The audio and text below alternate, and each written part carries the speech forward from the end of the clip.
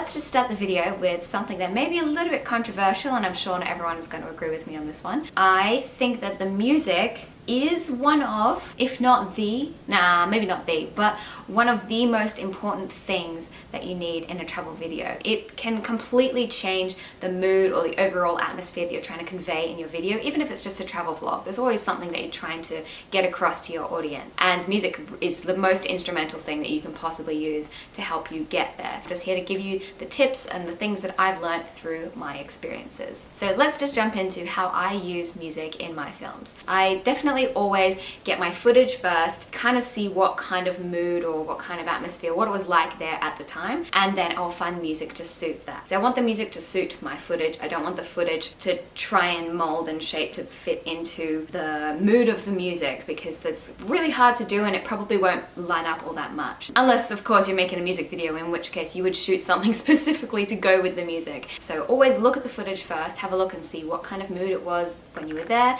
and then find some music to suit that. So for example, when I was in Switzerland, the mountains were so incredibly beautiful. It was just so peaceful and relaxing. So that's the kind of music that I want to put, which means it's perfect for piano, classical piano music. And if you watch my videos, you know that I love putting that in footage. As another example, when I went bungee jumping, it's obviously the most exciting, epic, amazing, adrenaline pumping experience possible. I mean, for me anyway. So I can use the most epic music that I want, which is really fun. It's so much fun to edit. So as an example, here's my Switzerland footage. Yes, how lovely, how beautiful. And then here's some music that doesn't really suit with that. And yeah, I hate it so much already. And then here's that same footage with the correct music.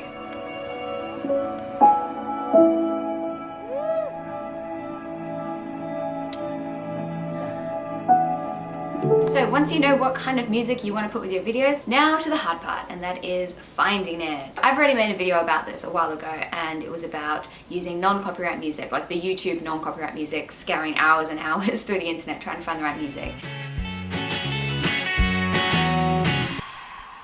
Why does everything sound like crap? I mentioned how frustrating and annoying it was, and that is why I use Artlist.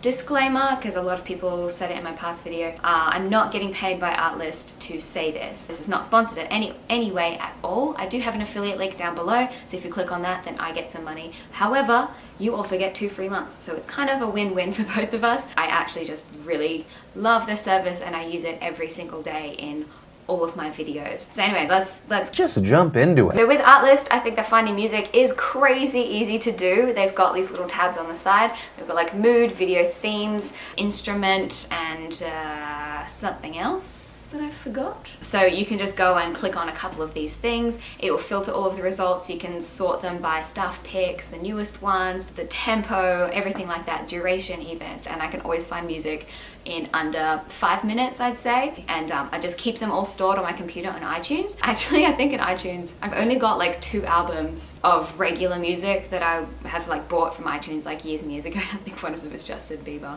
What do you mean? But the other one's Adele, so that's fine. Adele's still cool, right? Yeah, and the rest of all of my music is just non-copyright music that I can use on my YouTube videos. But I can also use it on like Facebook videos and stuff like that. Some people have asked how to get songs that you can use on Facebook. You can use all these on Facebook as well as Instagram, because I like to make little short teaser clips to go along with my photos and videos on YouTube and Instagram. That was confusing, but yeah, go and check out my Instagram if you want to see what I mean. Wow, that sun's getting really bright. The lighting is changing here all the time, I'm sorry. So in my iTunes, I've just got all of my songs, and I've got them all sorted into different playlists on the side, and it's wonderful. Another thing that I love is that you can click on the artist name and then see all of the other stuff that they created, because generally if I like one song from them, I'll probably like all of them. Also as well, if you use just one artist per video, it's nice to just have the same kind of feeling and emotion throughout the whole video, but I don't always do that, it just depends on the video. It was well worth my money. I think it's about $200 a year. It's just been a huge time saver, so I can highly recommend it. Once again, not sponsored, I just love the service, so go and check it out if you'd like. The main thing that I try to be careful of, and what I think a lot of other people should try to be more careful of when choosing music, is Don't choose music that's more epic than the footage that you've already got. I see it all the time on YouTube. There's like, it's just like a fun, you know, environment with your friends, and then there's like this like pumping, like trance, like I'm not trying to call anyone out or anything like that, but yeah, I see it a lot on YouTube and like travel films especially. So yeah, make sure that your music isn't more epic than the footage that you've already got. You can, however, make your footage seem more epic if you're quite skilled at editing and making effects and things like that, but that's pretty hard to do. I used to do it quite a lot. You try to make things like fast cuts and it makes things more exciting than they actually were, but that's also very time consuming as well. And for me personally, I always find it easier to just choose the music that suits the atmosphere at the time. Once I found the song, when I try to work it into my video, you don't want it to just kind of jump right in unless you want to make a really big impact. But most of the time in just a regular video, it's going to be really jarring and kind of like, ugh, like a shock to the system. Makes you feel uncomfortable to watch it if it just jumps straight in. So what I will do, so if the music has kind of like a slow lead up and then a beat starts, where I want the music to start in the film, I'll put that first beat at that point and then have the slow like fade into it and then the beat starts. If the music starts with a beat going like that, I'll probably leave about 2/8 of music. I'll put them before the clip that I want the beat to start on. It's very confusing. I'll put them before that and then I'll do like either an S-curve fade into it or some kind of, you know, slow transition into the first beat of the music where the, you know, the actual music will come in. Yes? Yes. Sorry, I've got a runny nose. It's winter and I hate it.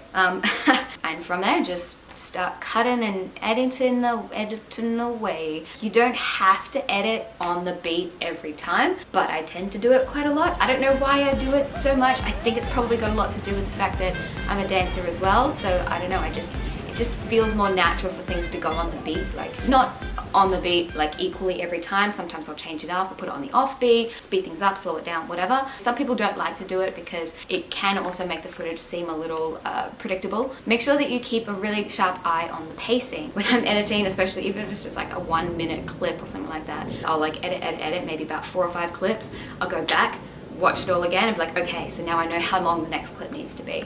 And then I'll put that one in. And then you go back and you listen to it again. Clip.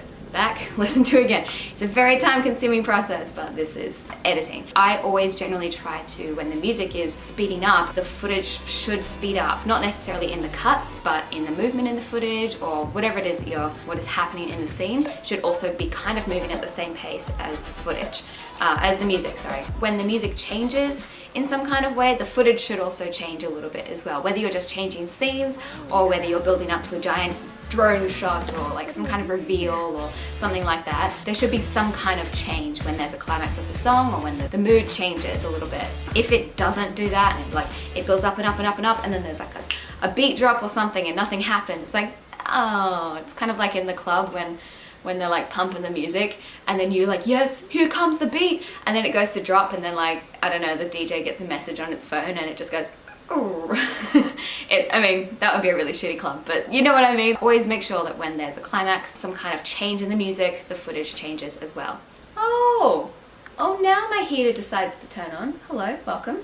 Welcome to my bedroom. Don't be scared of using classical music. I don't see too many other people using this in travel films, and maybe that's because other people don't like it. I love it. I love classical music, classical piano, maybe not classical, but like contemporary piano and stuff like that. I always put that in my travel films. I used to be scared of doing it, but once I started doing it, I realized that it's just wonderful. It's just the most like relaxing thing to edit to, and I don't know, people seem to really enjoy that kind of music when I use it in my videos, but I need to stop. I need to not use it as a crutch in my films because sometimes I'll be like, well, I don't know, I'll just put in slow motion and then some piano music. Another tip is that I, embarrassingly enough, only in the past couple of months, I've only just started to use background noise when there's music playing over the top of some kind of footage. I don't know why I never did it in the past. It didn't seem that important to me, but wow, holy crap, wow, it's just